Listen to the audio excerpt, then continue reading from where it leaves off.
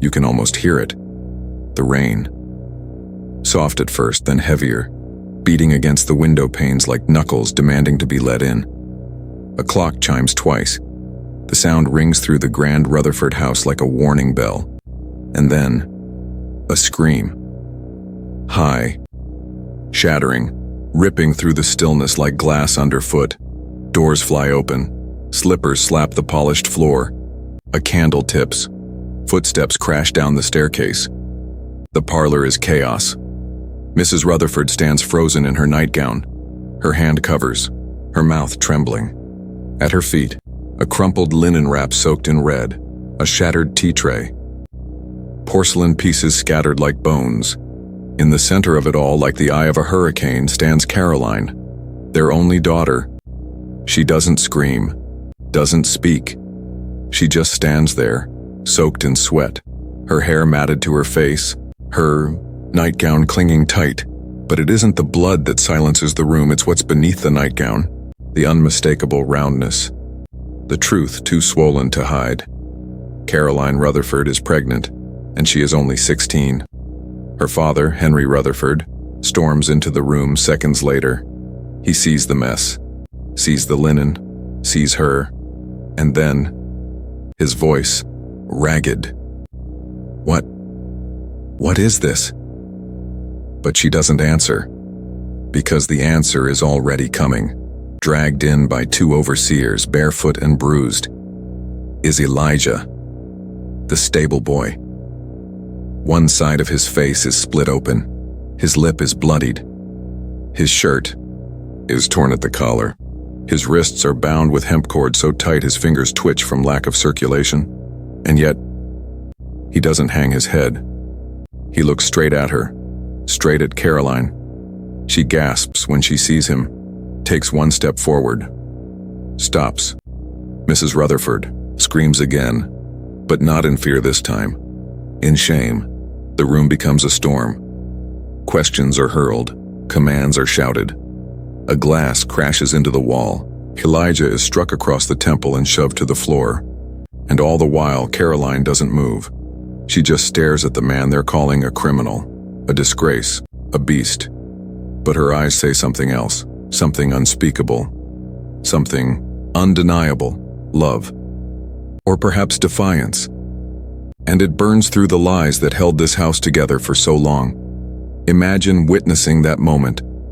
A plantation heiress, barefoot in her father's parlor, stomach full with the child of a slave. A slave who now bleeds on the floor beside the tea set.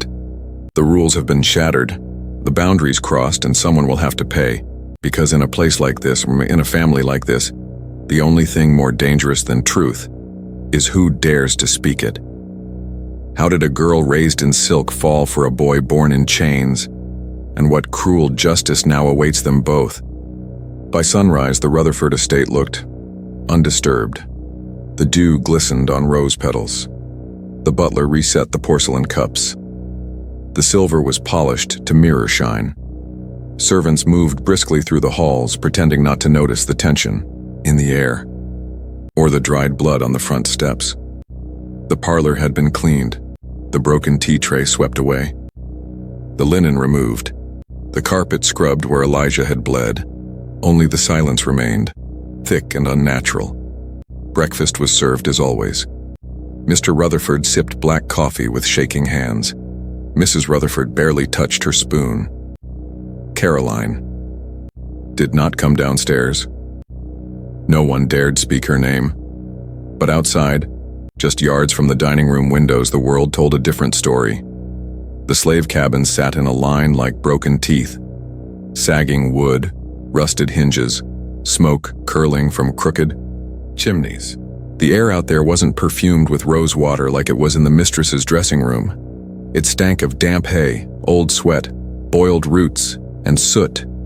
The horses stirred restlessly in the stable, their hooves crunching against soiled straw. That's where Elijah had worked, day in, day out. He wasn't born here. He was sold here, age 12, from a smaller plantation near Beaufort. Strong arms, quiet mouth. They put him with the animals, assuming he was simple. But he wasn't. He could fix saddles, calm stallions, sense when a storm was coming by the way the dogs howled. His hands worked fast, his eyes worked faster, and Caroline had watched him from the garden hedge, from the upstairs window, from behind her father's shoulder during morning walks. Imagine witnessing it all. The thin veil between privilege and punishment. The daughter of a master watching a boy shovel dung, polish boots and sleep in a barn, and still seeing something more.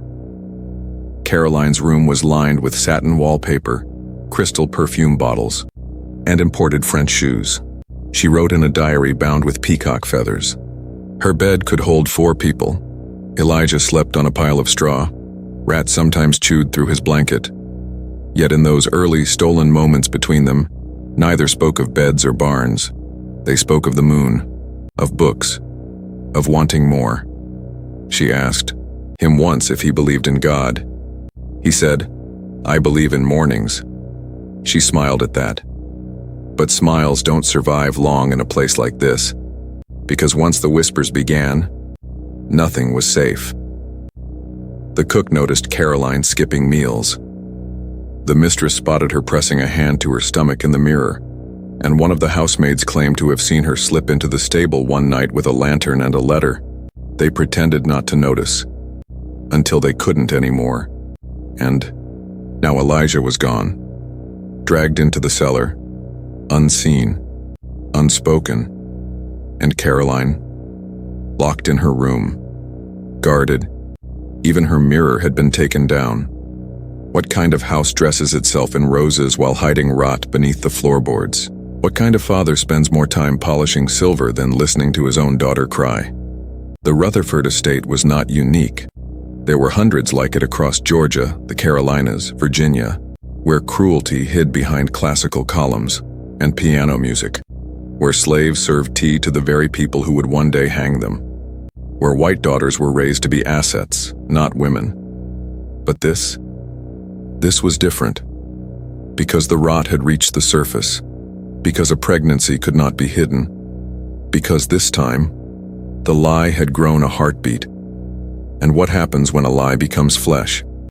Someone will have to make it disappear, the baby, the boy, or the girl herself. But who will strike first? Caroline Rutherford was raised on control. Sit still, speak softly, smile when spoken to. Her days were structured like music. Breakfast at 8, embroidery by 10, etiquette lessons at noon. Her thoughts were curated. Her voice was trained. Her future, already arranged. She was to marry a Charleston banker named Silas Whitcomb. 27, well-connected, arrogant, with the smell of old wine and older money. She didn't love him, but no one asked. That spring, she turned 16, and that was when she began to notice Elijah, not the way the others noticed him, as a shadow, as a tool, as someone who belonged to the dirt. She noticed his posture, his hands, the way he whispered to the horses before mounting them. He never flinched when the overseer barked, never cowered, just listened, then worked. One morning, her horse bucked near the orchard. She lost balance. He caught her, strong arms, calloused hands, eyes like storm, clouds that knew too much. She should have pulled away. Instead, she smiled, and he blinked, surprised, as if no one had smiled at him in years. It began with glances, then words. She found excuses to wander near the stable, pretending to search for a lost ribbon or inspect the lilies by the fence. He started leaving apples on her windowsill.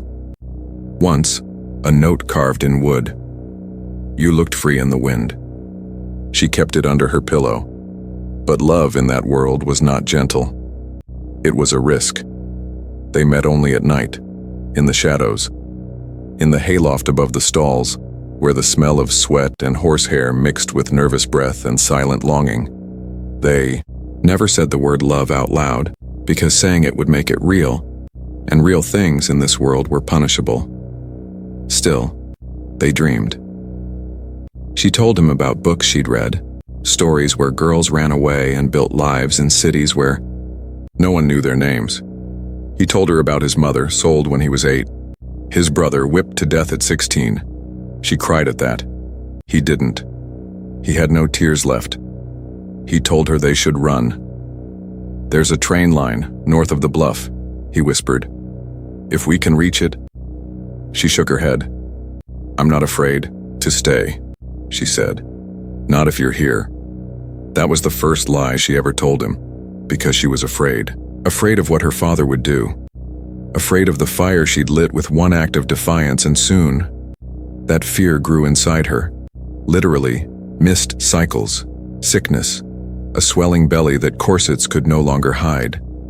She told him under the cover of thunder, the rain masking her words as they huddled beneath a broken section of roof. "I'm with child." He froze. His fingers trembled as he touched her stomach. His eyes filled, not with panic but with something else. Hope. "Then we leave tonight." But she didn't nod. She looked away. "I can't." "You have to," he whispered. "They'll kill me. They'll kill you." "I won't let them." Another lie. What they didn't know, what neither could have seen, was that someone had already been watching. A maid. Jealous. Suspicious. Careful.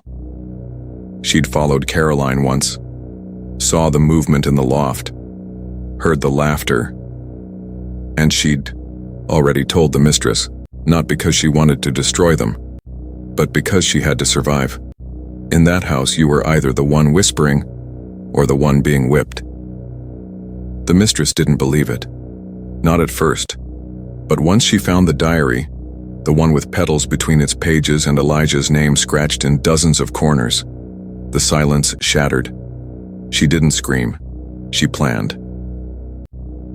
The next night, Elijah was lured to the stables with the promise of a sick horse. When he arrived, there were no animals, just 2 overseers and a length of rope. And inside the parlor, Caroline sat in a chair, trembling. Her mother stood over her with a look not of rage, but of disgust. "You are not my daughter." Those were the last words she heard before the cellar doors slammed shut. Elijah would be punished for touching what he was never meant to see. But Caroline, would she be punished for loving, or for choosing to stay? Caroline's world shrank. The windows in her room were nailed shut. The mirror was gone. Her books stripped from the shelf. No letters. No servants allowed in, except one maid, old and mute, with shaking hands and eyes that wouldn't meet hers. The door was locked from the outside. For meals, they slid in trays like she was some feral thing to be observed, not touched, not spoken to. Outside, the house moved on. Pianos still played. The roses still bloomed. But the Rutherford name was now whispered behind fans, behind doors, behind church pews. Savannah's finest families knew. The girl was pregnant. By him. They didn't say his name. Only that boy or the stable thing. But everyone knew it was Elijah. And they all wanted to know what Henry Rutherford would do next. Punishment had to be swift, loud, public. Otherwise, it would set a dangerous precedent. Because if an heiress could lie with a slave boy and live, what else could happen? Elijah was moved to the smoke cellar, a brick box beneath the kitchen. No light, no straw, barely any air. They fed him once a day, if at all. He didn't scream, didn't beg. His silence unnerved them. And still, he watched, listened, counted footsteps. He knew how many guards walked past each hour, knew the pattern of their boots, knew which one limped, which one spat, which one paused to peek through the slats. He was planning, but for what? He didn't yet know. Back upstairs, Caroline began to feel the stirrings in her womb. It kicked, and for a moment she smiled. She pressed her hand to the swell of her belly and whispered his name. Elijah. It was the first time she had said it out loud since the night he was taken. The walls outside her room held secrets. Below the stairwell, her mother wept in silence, not for her daughter, but for the ruin of her social standing. Her father, meanwhile, raged in the study. His voice shaking through the floorboards, shouting about bloodlines, disgrace, and setting an example. He summoned his overseers, spoke of cleansing the estate. The stable hands kept their heads low, but the slaves in the quarters began to whisper. They knew what happened when white shame met black flesh. It was never quiet, and it was never quick. Then, on a night when the clouds hung low and the air was heavy with the scent of storm, something happened. The stables caught fire. No thunder, no lightning, just flames. They licked through the rafters like angry tongues, swallowing hay, beams, and memories. Horses screamed, tools melted, smoke poured into the sky like a funeral pyre. The fire started in the same corner where Elijah and Caroline used to meet. Coincidence or a message? When the flames died, Elijah's name was no longer whispered. It was spat. And Caroline, watching from the barred window of her room, felt something crack inside her. She thought they had punished him enough. But the fire told her otherwise. Imagine watching the only place your love ever lived, the loft where you first touched, first kissed, first dreamed, turn to ash because of your bloodline. Imagine knowing they'd burn your child next, if it meant saving their pride. The next morning, Mr. Rutherford announced a resolution. There would be no trial, no forgiveness, no sending the boy away.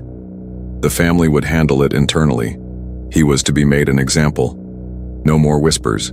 Just blood. That night, Caroline wrote a letter. She tore a piece of cloth from her curtain, wrote with a piece of coal from the fireplace. Her handwriting trembled, but her words were clear.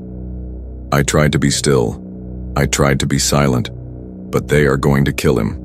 And if they kill him, they will kill the part of me that still believes in good. She folded the note, tied it with a thread, and when the old mute maid brought her evening tray, Caroline slipped it under the crust of bread. No one saw, or so she thought. What would you do if you were her? Trapped in silk and shame, carrying a secret that could be punished with death? Would you stay still? Or set the house on fire yourself? Because now, someone had read the letter, and the question wasn't if Elijah would die, but how soon. The sun hadn't yet risen when they came for him. No announcements, no trumpet of justice, just the creak of iron hinges and the stomp of boots on stone. Elijah was dragged from the cellar, shirtless, blood crusted at the edge of his mouth. His hands were bound, his ankles chained. He did not cry out. A slave crying was no headline, a slave silent. That was worse. It made them uneasy. The overseers marched him into the clearing behind the stable ruins, a space once used for corn drying and broken tools. Now it had been swept, prepared. A rope hung from the center oak. Caroline watched from her window, face pressed to the glass. Her hand trembled across her swollen belly. 7 months now. The weight of their secret growing heavier by the hour. Below, the house staff had gathered, not by choice. Cook, butler, garden boys, field hands, everyone forced to bear witness. Because this was never just about punishment. It was about power. Mr. Rutherford stepped forward. He didn't shout, didn't rant. Instead, he read from a sheet of parchment. Something about disgrace, property violations, desecration of purity. The words didn't matter. They weren't for the ears, they were for the legacy, to remind everyone that the Rutherfords would not be shamed. Then came the whip. 20 lashes, thick leather, soaked in vinegar and salt. It ripped through Elijah's skin like it was paper. Each crack echoed through the trees like thunder. Blood flung into the dust. His back opened in ribbons. Still, he didn't scream. He bit down so hard he cracked a molar, and when his knees buckled, one of the overseers kicked him upright. Stand like a man, they said, but they never let him be one. And then, Mr. Rutherford stepped forward again. He pulled a pistol from his coat. Caroline gasped. She tried the door again, still locked. She screamed. No one came. Down below, the pistol raised. Elijah's chest heaved. One eye swollen shut, blood at his waist. But he looked up, toward the house, toward her window, and then it happened. The pistol misfired, a dry click, no flame, no death, a moment of silence, a beat of suspended fate, and then the sky cracked open. Thunder rolled in. Wind tore through the trees. Rain began to fall, fast and furious. The overseers panicked. The rope frayed. The crowd scattered. The ceremony ruined. Imagine it. The ritual of violence interrupted not by man, but by the heavens themselves. Some said it was coincidence. Others said it was God. Caroline would later write in her diary, "The sky wept before I did." They dragged Elijah back inside. But now the punishment was no longer a spectacle. It was a secret. Whispers flew through the estate. Why didn't the gun fire? Why did the rope snap? Why won't he die? And quietly, some began to wonder, was this boy protected? That night, Elijah lay curled in the corner of the cellar, his body broken, but his spirit still intact. He had survived the lash, the rope, the gun, and still, he thought only of her. He whispered her name until sleep took him. Caroline. Upstairs, her door had finally been opened. Her father said nothing. Her mother sobbed and avoided her eyes. The doctor arrived 2 days later. He examined her, cold hands, no words. Then, behind a closed door, he gave his recommendation. Send her away. There were clinics in Mobile, homes for shameful daughters, quiet farms in Tennessee where babies were taken care of. But Caroline refused. For the first time since birth, she refused. "I will not leave." The slap came fast. Her cheek burned, but she did not cry. "I will not leave," she repeated. Later that night, she returned to her diary, and for the first time, she didn't write about Elijah. She wrote about the child. If this child is born in a cage, they'll chain its name before they cut its cord. She knew they would never let her raise it, not as a Rutherford, not with his blood. So she made a plan. But time was running out, because the next time they came for Elijah, they would not bring rope, they would bring fire. They said Elijah vanished, no death certificate, no grave. One morning the cellar was empty, just bloodstains on stone and broken shackles, as if someone, or something, had snapped them from the wall. The official story? He died in the fire that accidentally spread through the servants' wing days later. But the bodies pulled from the ash didn't match. Too old, too small. Elijah's name was never written down again. Not in the family records, not in the plantation ledgers, not in the county death logs. It was as if he'd never been there at all. But Caroline knew better. A week after the fire, she went into labor, alone.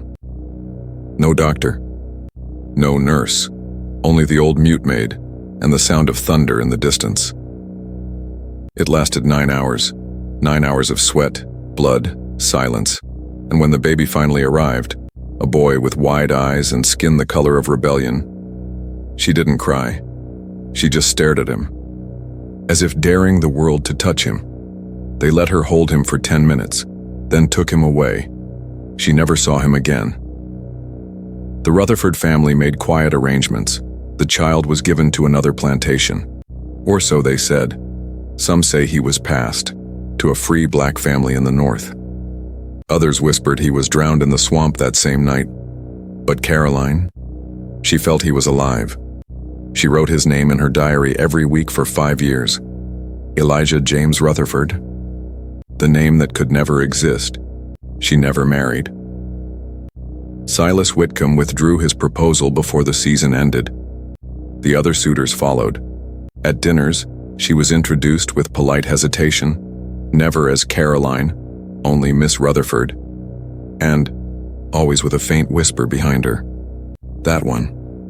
She spent her days walking the orchard paths barefoot, staring at the sky. She never spoke of the child, never touched a man again, but she kept something hidden beneath her mattress, a tiny wooden horse, carved by hand, rough around the edges, and she'd hold it some nights, whispering not prayers, but lullabies. Elijah became a ghost story. Field. Hands swore they saw him in the distance, watching from tree lines. Children said a man with fire scars on his back left sweet potatoes near the slave quarters when food ran low. Once, a traveling preacher said he met a man in Virginia who spoke gently, knew horses better than anyone he'd ever seen, and carried a broken pistol in his coat. The Rutherford estate fell into decline. The sugar trade faltered. The war crept closer, and scandal clung to their name like soot that couldn't be scrubbed clean. By 1861, the family was broke. By 1863, the house was empty. And by 1870, nothing remained but pillars and vines. Decades later, when locals passed the old property, they'd speak in hushed tones. They said if you went at night, when the moon was high and the trees still, you could hear a baby crying in the orchard, or see a girl in white pacing near the old stable site whispering a name into the wind. Elijah. But history never recorded any of this, because history as we know it is written by the masters, not the maids, not the mothers, and certainly not the stable boys who dared to love across a line carved in blood. Imagine the truth buried in every plantation field, the secrets burned in every hearth, the children born hidden, stolen, their names unspoken, their stories untold. How many Caroline Rutherfords were there? How many Elijahs and how many ghosts still wander, waiting for someone, anyone to remember? In a dusty archive there is a single slip of paper, unsigned, undated, found inside the cover of an old Southern Bible. On it is written, "My sin was love. My punishment was silence. My legacy is buried in the roots of this land, but he lives, and so does the truth. No one knows who wrote it. But perhaps we do." This was not a fairy tale. It was not a romance. It was a war, waged between power and truth, body and blood, memory and erasure. A war they tried to hide beneath roses and etiquette. But the cracks are still there, if you know where to look. Stories like this must never be forgotten. And if you're still with us, know this: there are more. So many more. Stay with us for what comes next.